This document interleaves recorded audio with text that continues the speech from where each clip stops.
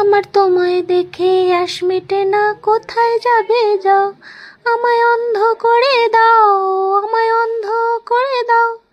আমার গান শুনে আবার কেউ বন্ধুরা পালিয়ে যেও না ভিডিওটা ছেড়ে প্লিজ। মানে ফুলগুলো এত ভালো লাগছে, এত সুন্দর কালারটা লাগছে, রৌদ্রোজ্জ্বল একটা দিন, তো গানটা গেয়েই ফেললাম। যাই হোক, আমার চন্দ্রমল্লিকা গাছে ফুল ফুটতে শুরু করে দিয়েছে। আর আমার বলছি কারণ দেখো, আমি এগুলো মাদার গাছ থেকে ডগা কেটে লাগিয়ে করেছিলাম, আর প্রচুর কুঁড়ি এসছে এই গাছটাতে অনেক পিঞ্চিং করেছিলাম বারবার, তো প্রচুর কুঁড়ি এসছে কিন্তু ফুল ফোটা শুরু হয়নি। আর এই দিকের গাছগুলোতে কিন্তু একটু কম কুঁড়ি এসছে, কারণ পিঞ্চিংটা একটু কম করা হয়েছিল, কিন্তু ফুল ফুটতে শুরু করে দিয়েছে।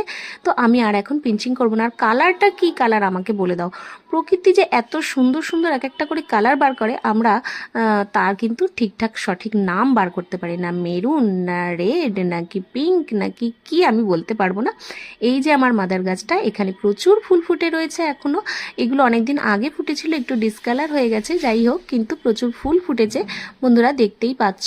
আর এই দিকে দেখো আমার রসুনলতা গাছটা, যেটা কিনা আমি তোমাদের সঙ্গে শেয়ার করেছিলাম যখন লাগিয়েছিলাম, তো সেই গাছে কিন্তু দেখো নতুন ডগা ছেড়ে পাতা বের হয়েছে। তার মানে গাছটা একদম ঠিকঠাক আছে, ফিট আছে, সুস্থ আছে।